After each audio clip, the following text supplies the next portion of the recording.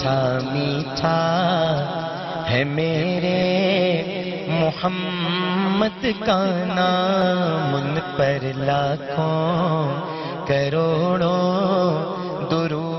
عامر لیاقت کی وفات پر جہاں یہ بحث چھڑی ہوئی ہے کہ وہ طبی موت مرے یا پھر انہیں قتل کیا گیا، دوسری جانب یہ سوالات جنم لینے لگے کہ ان کی جانب سے چھوڑی ہوئی جائیداد کا مالی وارث کون ہوگا۔ اس حوالے سے بہت سی باتیں سامنے آئیں اور ان کے بچوں کو ان کی دولت کا حقدار قرار دیا گیا۔ تاہم ان کی تیسری اہلیہ دانیہ کی والدہ نے اس حوالے سے انتہائی اہم انکشاف کر دیا، جس کے بعد جائیداد کی منتقلی کا سلسلہ کھٹائی میں پڑنے کا خدشہ ہے۔ دانیہ کی والدہ کی جانب سے انٹرویو میں کیا موقف اپنایا گیا اور وہ کس بنیاد پر دانیہ کو عامر لیاقت کی جائیداد کا حقدار سمجھ رہی ہیں، یہ سب کچھ ہم بتائیں گے آج کی اس ویڈیو میں۔ مدینے کی مٹی ہے سب سے نرالی، مدینے میں ہے سب جہانوں کے والی، مدینے کی مٹی۔ ڈاکٹر عامر لیاقت کے انتقال کے بعد ان کی تیسری اہلیہ دانیہ ملک کی والدہ کا کہنا ہے، ڈاکٹر عامر لیاقت اپنی زندگی میں کئی مرتبہ کہہ چکے کہ جو کچھ ہے دانیہ کا ہے۔ نجی ویب سائٹ سے گفتگو میں دانیہ ملک کی والدہ نے انکشاف کیا کہ عامر لیاقت انتقال سے قبل کئی مرتبہ کہہ چکے تھے کہ اب جو کچھ بھی ہے وہ دانیہ کا ہے، پہلی بیوی بچوں اور دوسری اہلیہ کو ان کا حصہ دے چکا۔ دانیہ کی والدہ نے کہا کہ ہم نے خلا کا کیس دائر کیا تھا اور وہ جج کے پاس پہنچا بھی نہیں تھا کہ عامر لیاقت وفات پا گئے۔ دانیہ اب ان کی بیوہ ہیں۔ دانیہ کا کہنا ہے کہ ہمیں عامر لیاقت کی جائیداد سے کوئی لالچ نہیں، ہم شادی سے پہلے بھی اسی گھر میں تھے اور شادی کے بعد بھی اسی گھر میں ہیں، نہ کہ عامر لیاقت کے دیے ہوئے بنگلوں میں رہائش پذیر ہیں۔ دانیہ کی والدہ نے مزید کہا کہ عامر لیاقت اپنی زندگی میں یہ بات کہہ چکے کہ دانیہ ملک اب میری بیوی ہیں، میں اپنی ساری جائیداد اب اسے ہی دوں گا۔ انہوں نے یہ بھی واضح کیا کہ ہم نے عدالت میں عامر لیاقت سے کسی قسم کی جائیداد کا دعویٰ نہیں کیا، بس تنسیخ نکاح کا دعویٰ کیا تھا۔ اس پر فیصلہ ہونے سے قبل ہی عامر لیاقت فوت ہو گئے، لہٰذا اسے خلا نہیں صلح ہی کہیں گے۔ چونکہ خلا کا فیصلہ نہیں ہوا تو اس لحاظ سے دانیہ عامر لیاقت کی بیوہ ہیں۔ دانیہ ملک جو ایک وقت تک عامر لیاقت کی کردار کشی میں مصروف تھیں، ایک کے بعد ایک انٹرویو دے کر خود کو مظلوم ثابت کر رہی تھیں۔ انہیں جب عامر لیاقت کی وفات کا علم ہوا تو ان کے اندر عامر لیاقت کی محبت جاگ گئی۔ انہوں نے خبر سن کر نہ صرف افسوس کیا بلکہ اپنے جذبات کا بھی بھرپور طریقے سے اظہار کیا، جیسے وہ یہ بتانا چاہ رہی ہوں کہ ان کے شوہر اس دنیا سے چلے گئے، حالانکہ اسی شوہر کے خلاف انہوں نے خلا کا دعویٰ دائر کیا ہوا تھا۔ میں تو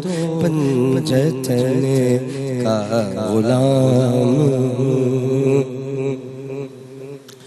مجھے عشق سر و سمن سے۔ دانیہ نے عامر لیاقت کی وفات کے بعد خود کو عدت میں بٹھایا۔ دانیہ ملک نے انسٹاگرام پر سٹوری شیئر کی جس میں انہوں نے کہا کہ وہ آج سے عدت میں ہیں۔ تفصیلات کے مطابق تحریک انصاف کے رہنما اور میزبان مرحوم عامر لیاقت کے انتقال کے بعد دانیہ ملک نے اپنے انسٹاگرام پر سٹوری شیئر کی جس میں انہوں نے تنقید کرنے والوں کو جواب دیے، جن میں سے ایک تنقید کرنے والے صارف نے لکھا تھا کہ اگر آپ بیوہ ہیں تو آپ کو چاہیے کہ آپ عدت کریں، کہ جہاں حق مہر کا حکم ہے وہیں عدت کا حکم بھی ہے، یہی منہ کھول کر نامحرم کو انٹرویو دیا جاتا ہے۔ محترمہ خیال رکھیں۔ ایک اور تنقید پر دانیہ نے کہا کہ مجھ پر جتنی تنقید کرنی ہے کر لو، عامر بھی سن کر روتے تھے، میں بھی رو لوں گی، اللہ دیکھنے والا ہے، سب دیکھ رہا ہے۔ دانیہ کی والدہ کی جانب سے جائیداد کے بارے میں کی جانے والی بات پر لوگ انہیں تنقید کا نشانہ بنا رہے ہیں۔ ان کے نزدیک دانیہ اور ان کی ماں نے عامر لیاقت کے ساتھ پیسوں کے لیے شادی کی اور پھر انہیں اس حد تک پریشان کیا کہ وہ مجبور ہو کر طلاق دے دیں۔ جب یہ ممکن نہ ہوا تو دانیہ نے مبینہ طور پر ان کی ویڈیوز انٹرنیٹ پر اپلوڈ کر دیں اور یوں وہ ڈپریشن کا شکار ہوتے چلے گئے۔ دانیہ نے یوٹیوبر کو انٹرویو دے کر سارا الزام ان پر لگایا اور خود صاف ہو گئیں۔ دانیہ نے اس صفائی سے جھوٹ بولا کہ لوگوں کو سچ لگنے لگا،